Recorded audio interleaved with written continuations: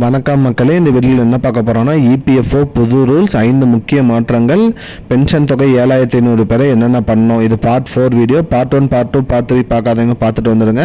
நம்ம சேனலுக்கு யாராவது புதுசாக வந்தீங்க மறக்காமல் நம்ம சேனலை சப்ஸ்கிரைப் பண்ணி பெல் ஐக்கானை கிளிக் பண்ணி வச்சுக்கோங்க. இந்த வீடியோவுக்கு ஒரே ஒரு லைக்கை மட்டும் கொடுத்துருங்க.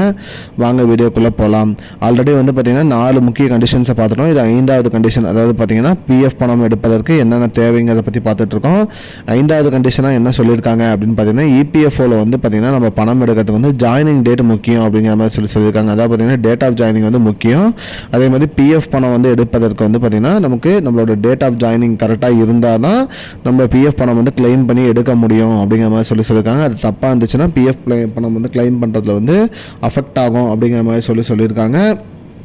அது மட்டும் இல்லாமல் பிஎஃப் பணம் எடுப்பதற்கு என்னென்ன தேவைகள் அப்படின்னு பார்க்கும்போது என்னென்ன காரணத்துக்காகலாம் பிஎஃப் பணம் எடுக்கலாம் அப்படிங்கிறதையும் சொல்லியிருக்காங்க. வீடு வாங்குவதற்கோ இல்லை வீடு கட்டுவதற்கோ நம்ம பிஎஃப் பணம் எடுக்கலாம். அதே மாதிரி தொழிற்சாலை மூடிட்டாங்க அப்படிங்கிற பட்சத்தில் நம்ம பிஎஃப் பணத்தை எடுத்துக்கலாம்.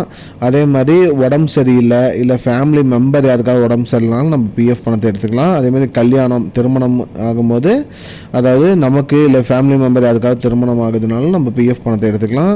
அதே மாதிரி பார்த்திங்கன்னா குழந்தைகளோட படிப்புக்காகவும் பார்த்திங்கன்னா நம்மளோட பிஎஃப் தொகை எடுக்கலாம்.